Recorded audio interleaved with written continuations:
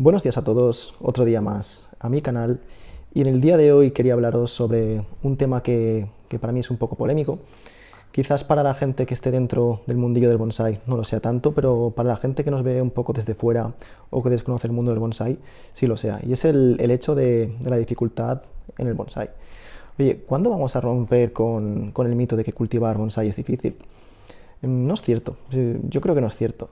Quizás ramificar o formar un bonsai a gran nivel sí que es algo muy complejo, muy difícil, solamente al alcance de gente que tiene un don o gente que lleva muchos años trabajando bonsai, etcétera.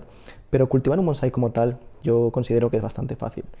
Con algunas salvedades, evidentemente hay ejemplares o hay especies que son bastante más difíciles, pero en general yo creo que es bastante fácil. Y bueno, yo considero que lo primero que hay que hacer para entender lo que es el bonsai es realmente saber qué significa la palabra bonsai. Y en japonés, bon significaría bandeja y sai árbol. En definitiva, un árbol en una bandeja o en una maceta.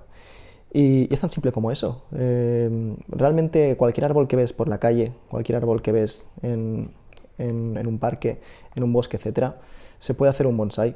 No son especies diferentes ni nada por el estilo. Entonces, ¿por qué aún los vendedores siguen con las bobadas de que si el bonsai es de interior, de exterior, etcétera, cuando solo hay que aplicar el sentido común? Porque piensa, por ejemplo, en un olivo, un algarrobo o algo así, son árboles que crecen en exterior. ¿Cuándo has visto tú un olivo en el interior de una casa? No puede vivir ahí. El árbol necesita hacer la fotosíntesis, necesita sol. Los olivos, cuando crecen en situaciones normales, en su hábitat normal o habitual, igual reciben 12 horas de sol diarios y no pasa nada, porque es que necesitan sol para hacer la fotosíntesis. Si tú lo tienes dentro de casa se te va a morir porque no puede hacer la fotosíntesis. Y bueno, probablemente el mito venga por el hecho de que la gran mayoría de especies, digamos, baratas, de volumen, de poco valor añadido, surgen del continente asiático, más concretamente del sudeste asiático. Y al tener un clima tropical, ahí la mayoría de especies que se cultivan son pues, carmonas, ficus, sagredias, etcétera, que son especies que se dan bien en un clima muy concreto, que es el clima tropical. Entonces, por un tema imagino yo, de abaratar costes, la mayoría de árboles que se venden en grandes superficies son este tipo de árboles. Y claro, si tú vives en un clima que no es tropical, como puede ser, por ejemplo, el clima de Madrid, pues el árbol se va a dar mal. ¿Qué pasa? Que si se te muere el árbol o el árbol no va bien, ya tienes la creencia de que es algo difícil, de que es algo que necesitas mucho conocimiento, etcétera, cuando simplemente es falta de conocimiento de la especie. Y claro, yo creo que lo primero que hay que hacer es entender qué árboles van bien en tu clima para poder darle un cultivo adecuado. Así que, como decía, mi primer consejo es sé consciente con tu clima. Tú no puedes ir en contra de la naturaleza. Si tú vives en un clima cálido, no puedes cultivar especies que necesitan frío. De la misma forma que si tú vives en un clima frío, no puedes cultivar especies tropicales. Realmente, piénsalo, si esas especies crecen en esos climas, no es casualidad, es porque se da bien, porque se desarrollan ahí, necesitan esas condiciones. Entonces, no pretendas ir en contra de la naturaleza. El segundo error es una mala elección del sustrato. Muchas veces he visto en centros comerciales, grandes superficies, etcétera, que venden un sustrato supuestamente especializado para bonsai, pero que no es especializado para bonsai, realmente no es el mejor. No significa que el árbol se te vaya a morir, no significa que no puedas cultivar con este sustrato, pero ¿para qué te vas a complicar la vida? ¿Para qué lo vas a hacer más difícil teniendo mejores opciones? Realmente es cierto que este tipo de sustratos, que suelen estar formados por tierra negra, tipo mantillo con humus de lombriz, la típica tierra que usarías para cultivar tulipanes, sería esta. Esta tierra es cierto que tiene una mejor capacidad de retener el agua, tienes que regar menos, pero por contra también empeora bastante la oxigenación. Al final en el bonsai, la copa o la estructura del árbol es un reflejo de la situación de las raíces o de la salud de las raíces. Entonces tú no puedes pretender tener una copa espectacular, súper ramificada, con un color increíble, y abajo tener unas raíces lamentables, unas raíces con poca salud, podridas, etcétera.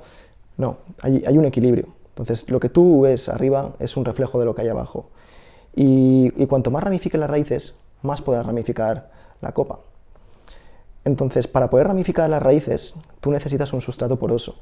Y para conseguir un sustrato poroso tienes que irte a los típicos sustratos japoneses, salvo que quieras utilizar alguna tierra tipo grava, arena de río, etc. Yo te diría que simplemente uses Akadama, que es la más práctica, suele funcionar para casi todas las especies y no te va a dar problemas. Y también es cierto que hace falta un poco de capacidad para retener la humedad, y la Akadama es perfecto en este sentido. Tiene cierta capacidad para retener el agua y a la vez oxigena bastante bien las raíces. Así que por favor, dejad de comprar la típica tierra que supuestamente es para bonsáis y comprad Akadama o Pomice o algo similar, y que al final la diferencia no es tan grande de precio. Realmente la Akadama no es tan cara, igual un saco de 14 kilos te cuesta sobre los 20 euros o así, y el cambio en la salud del árbol es abismal.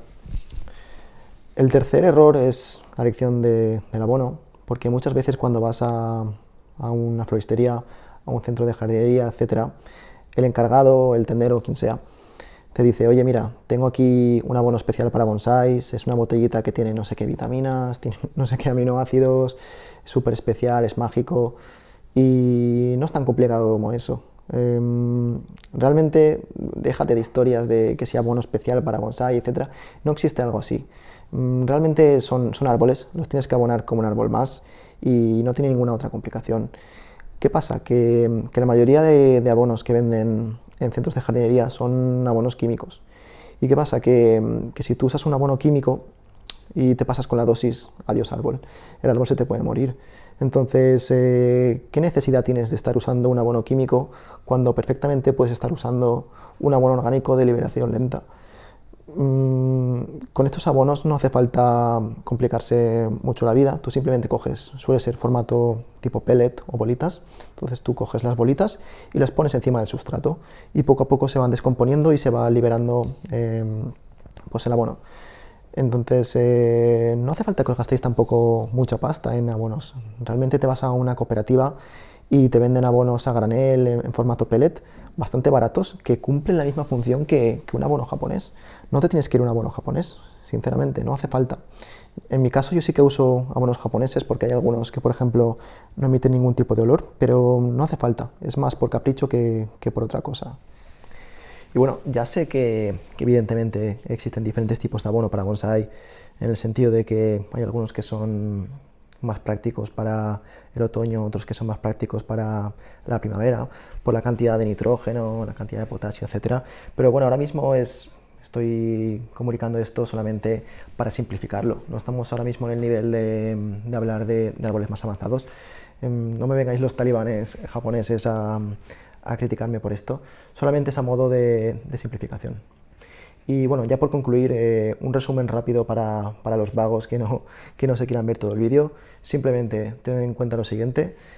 Punto número 1, sé consciente del clima en el que vives, cómprate una especie que se adapte a ese clima.